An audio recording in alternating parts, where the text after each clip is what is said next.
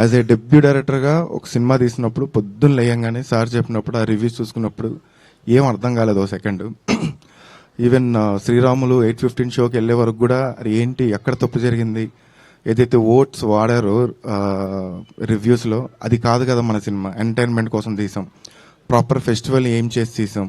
And ఒక hero heroine క్యారెక్టరేషన్ని ఒక ఇచ్చేసి ఒక పేరెంట్స్ ఎలా సఫర్ అవుతున్నారు ఒక చిన్న మెసేజ్తో తీసాం. ఎందుకు ఇలా అవుతుందని చెప్పి ఫుల్ ఇదైపోయానండి. ఎప్పుడైతే శ్రీరాముల్లో షో స్టార్ట్ అయిందో అక్కడ ఆడియన్స్ రెస్పాన్స్ చూసి ఎవ్రీ సీన్కి కాన్ఫిడెన్స్ పెరుగుతూ వచ్చింది. ఇంటర్వెల్ బ్లాక్ అవ్వగానే ఒక 50% కాన్ఫిడెన్స్ పెరిగింది. సెకండ్ హాఫ్ థియేటర్లో ఏదైతే ఒక వైబ్, ఒక యుఫోరియా లాగా పీపుల్ అందరూ ఎంజాయ్ చేస్తున్నారు, క్లాప్స్ కొడుతున్నారు, విజిల్స్ కొడుతున్నారు.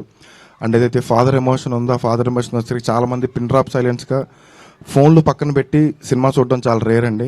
ఆ ఫాదర్ ఎమోషన్ వచ్చే టైంకి ఎవ్వరి చేతుల్లో ఫోన్లు లేవు.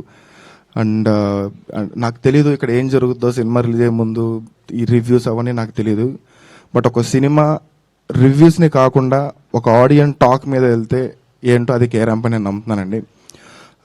వచ్చిన రివ్యూస్కి ఇప్పుడు ఫుల్స్ అవుతున్న షోస్కి అస్సలు సంబంధం లేదు. చూసిన వాళ్ళందరూ వచ్చిన రివ్యూస్కి మేము చూసిన తర్వాత సినిమాలో ఉన్న రిజల్ట్కి అసలు అర్థం కావట్లేదు, ఎందుకు ఇలా జరిగిందని అడుగుతున్నారు. నాకు కూడా తెలియదు.